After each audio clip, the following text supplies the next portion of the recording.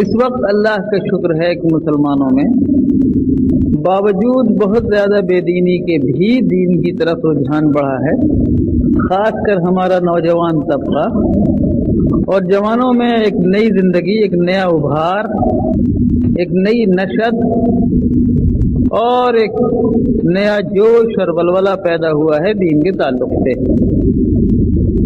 لیکن خوب یاد رکھیے کہ افراط اور تفریط اور کسی معاملے میں بھی غلو انسان کو نقصان پہنچاتا ہے، اور اعتدال اور توازن یہ کامیابی کی کنجی ہے۔ جس طرح عبادات کے اندر انسان کو پورے اخلاص کے ساتھ لگنا چاہیے، اسی طرح رزق حلال کی تلاش میں بھی پوری جد و جہد کے ساتھ لگنا چاہیے۔ دونوں چیزیں بیلنس، ایک دوسرے کے ساتھ متوازن، ہم وزن ہونی چاہیے، اور جس کا جو درجہ ہے وہ درجہ اس کو دینا چاہیے۔ فرمایا گیا اعوذ باللہ من الشیطان الرجیم، یا ایھا الذین آمنوا اذا نودی للصلاة من یوم الجمعة فاسعوا الی ذکر اللہ وذروا البیع۔ اے ایمان والو، جب جمعے کی اذان پڑھے تو آپ کاروبار چھوڑ دو، دکانیں بند کر دو، تجارت اور معاش کی ساری مشغولیتیں ترک کر دو، فاسعوا الی ذکر اللہ، اور اللہ کے ذکر کی طرف دوڑو، مسجد پر دوڑو۔ تمہیں خسارہ نظر آئے، گھاٹا نظر آئے، نقصان دکھائی پڑے، لیکن یہ سارے نقصان جھوٹے اور دھوکے کے ہیں، تمہارے لیے نتیجے اور انجام کے اعتبار سے یہی بہتر ہے کہ تم مسجدوں کی طرف دوڑو۔ اس وقت کاروبار کرنا خیر نہیں ہے۔ فَإِذَا قُضِيَتِ الصَّلَاةُ، نماز پوری ہو گئی، اب کیا کرو؟ اب یہ نہیں کہ بیٹھے رہو مسجد میں، نہیں۔ فَإِذَا قُضِيَتِ الصَّلَاةُ فَانتَشِرُوا فِي الْأَرْضِ، اب پوری زمین میں پھیل جاؤ۔ وَابْتَغُوا مِن فَضْلِ اللَّهِ، اور اللہ کی پھیلائی ہوئی روزی کی تلاش میں لگ جاؤ۔ یہ ہے رزق حلال کی طلب کا حکم۔ دونوں باتوں کا حکم دیا گیا، روزی حلال تلاش کرنا اور اللہ کی عبادت میں کوئی کوتاہی نہیں کرنا۔ ہمارے یہاں عام طور پر خوشی کی بات ہے کہ نماز، روزے، زکوٰۃ، حج کے مسائل سے بڑی حد تک لوگوں کو دلچسپی ہے، لیکن معاملات کے جو احکام ہیں، کاروبار اور تجارت کے جو احکام ہیں، ان کے بارے میں عام طور پر غفلت ہے کہ کیا حلال ہے اور کیا حلال حرام ہے۔ اس کی طرف عام طور پر توجہ نہیں ملتی۔ وقت بھی زیادہ نہیں ہے، بہت تھوڑا سا وقت ہے۔ میں اشارتاً آج ایک دو اصولوں کے بارے میں آپ سے بیان کر دینا چاہتا ہوں۔ پہلی تو بات یہ جان لیجیے کہ اسلام دولت کے ارتکاز کو پسند نہیں کرتا۔ کنسنٹریٹ کر جائے دولت، اکٹھا ہو جائے، ایک جگہ جام ہو جائے، وہ رول نہیں کرے، چکر نہیں کھائے، اسلام اس کو پسند نہیں کرتا۔ لِكَيْ لَا تَكُونَ دُولَةً بَيْنَ الْأَغْنِيَاءِ، سرمایہ داروں کے بیچ ہی وقت محدود رہ جائے اور محصور طور پر ایک خاص لمیٹڈ فیلڈ میں، ایک چند محدود میدان میں ہی وہ گھومے، اسلام اس کو پسند نہیں کرتا۔ بٹوارا افراد ٹکڑے ہوتے ہوئے چلے جاتے ہیں۔ اسی لیے اسلام نے قانون وراثت کو مشروع فرمایا۔ وراثت کا قانون کیا ہے؟ کبھی کوئی شخص لاکھ بیگھے کی جائیداد کا مالک باپ کی کمائی ہوئی دولت پر نہیں رہ سکتا۔ ایک باپ نے لاکھ ایکڑ اراضی خریدی، کروڑ روپیہ جمع کیا، لیکن اس کے 5 بیٹوں کے درمیان اس کو بٹ جانا ہے، اس لیے لازمی طور پر لاکھ کو تقسیم ہو جانا ہے اور 10 کروڑ کو تقسیم ہو جانا ہے۔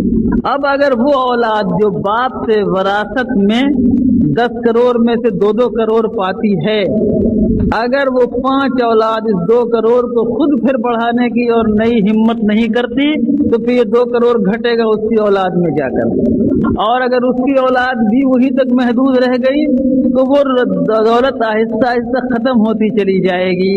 اور اگر اس نے باپ سے ملی ہوئی دولت اپنی جگہ، لیکن اپنی جد جہد اور حوصلے اور عزم سے اس نے کچھ کمانے کی کوشش کی، تو باپ کے چھوڑے छोड़े हुए माल को ये बढ़ा सकेगा, घटाएगा नहीं इंशाअल्लाह। ये है इस्लाम के कानून वरासत की एक बहुत बड़ी हिकमत। और ये भी फरमाया हमारे आका सल्लल्लाहु अलैहि वसल्लम ने कि दौलत को रोक के मत रखना, वरना तुम्हारी दौलत को ज़कात खा जाएगी। सुभान अल्लाह।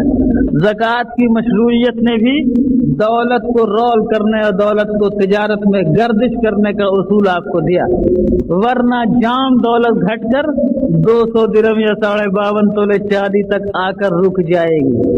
उसके ऊपर जितनी होगी वो हर साल घटती चली जाएगी। अगर आपने उसको माले नामी बना के रखा, तिजारत में बढ़ाया, तरक्की दी, तब तो वो माल आगे जाएगा, वरना रोज घटेगा। ज़कात का निज़ाम भी इस बात को बताता है कि इस्लाम मेहनत के जरिए अपनी आमद को बढ़ाने की तालीम देता है। दौलत को रोक कर, ये वो पानी है जो तालाब में रुक कर सड़ जाता है। लोगों याद रखो, हमेशा जाम दौलत मुआशरे में फसाद और बिगाड़ पैदा करती है, तरह तरह की खराबियां पैदा करती है। इसलिए कि जब पानी जाम हो जाए, पानी जारी रहता है तो पाक रहता है, साफ रहता है, तब्दीलियां आती रहती है। लेकिन पानी को जाम कर दोगे तो पानी आहिस्ता आहिस्ता सड़ जाता है। इसी तरह दौलत अगर बंद कर दी गई तो ये सड़ जाएगी, ये खराब हो जाएगी। इसलिए पहली बात उसूली याद रखो, बगैर मजीद तफसील में जाए हुए, कि अल्लाह की शरीयत इसको पसंद नहीं करती कि दौलत को मुंजमिद रखा जाए। वल्लज़ीना यक़रिज़ूना ज़हब वल फ़िद्दत सुम्मा ला युनफ़िक़ूनहा फ़ी सबिलिल्लाह सयुतव्वक़ूना। अल्लाह ताला फरमाते हैं कि जो लोग सोने और चांदी को जाम करके, खजाना बना के, कंज बन के, दीवारों में दफन करके, जमीनों के नीचे तय करके, गाड़ कर रख देते हैं, ऐसे लोग इन्हीं अपने उसी माल के जरिए उनको यौम क़यामत में सजा दी जाएगी, अगर इन्होंने इसका हक अदा नहीं किया है। बस याद रखिए कि माल थोड़ा हो या ज्यादा हो, उसको हमेशा रोल करना चाहिए, गर्दिश करना चाहिए। दूसरी बात ये भी साफ मालूम होती है इन हदीस के पढ़ने से कि जो भी दौलत आपके पास आए, उस दौलत को आप ऐसे मसरफ पर खर्च करें जिससे कोई आमदनी ना हो। ये कुछ बहुत पसंदीदा चीज नहीं, या तो आखिरत की आमदनी होनी चाहिए या दुनिया की आमदनी होनी चाहिए, यानी उसमें प्रोडक्टिविटी होनी चाहिए, उसमें पैदावारी इस्तेदाद होनी चाहिए, उसमें अपने को बढ़ाने की सलाहियत होनी चाहिए। हमारे यहाँ आम तरीका क्या है मुसलमानों के यहाँ? दौलत तो हम कमाते हैं लेकिन शादियों पर 1.5 लाख रुपया खर्च कर देते हैं। शादी पर खर्च किया हुआ रुपया आपका कहाँ जाता है? वो फिना हो गया, खत्म हो गया। मकान उम्दा बनाने पर खर्च करना मुसलमान का पहला शौक है। मिडिल ईस्ट में काम किया, घर गया, वहां पर उसको नुमाइश करना जरूरी है, लोगों के अंदर दिखावा करना जरूरी है, अपनी हैसियत दिखाना जरूरी है। और ये जाहिल समझता नहीं है कि ये दिखावा तेरे ना दुनिया में काम का है ना आखिरत में काम का है। अगर रसूल तेरे उस आला तरीन मकान में आए तो क्या कह के निकल जाएंगे? अल्लाहुम्मा ला आइशा इल्ला आइशुल आखिरह, ए अल्लाह आखिरत की ऐश ऐश है, ये ऐश नहीं है। रसूल जब किसी बहुत अच्छे मकान को देखते तो यही कहते, अल्लाहुम्मा ला आइशा इल्ला आइशुल आखिरह, ए अल्लाह आखिरत का ऐश ऐश है, ये ऐश ऐश नहीं है।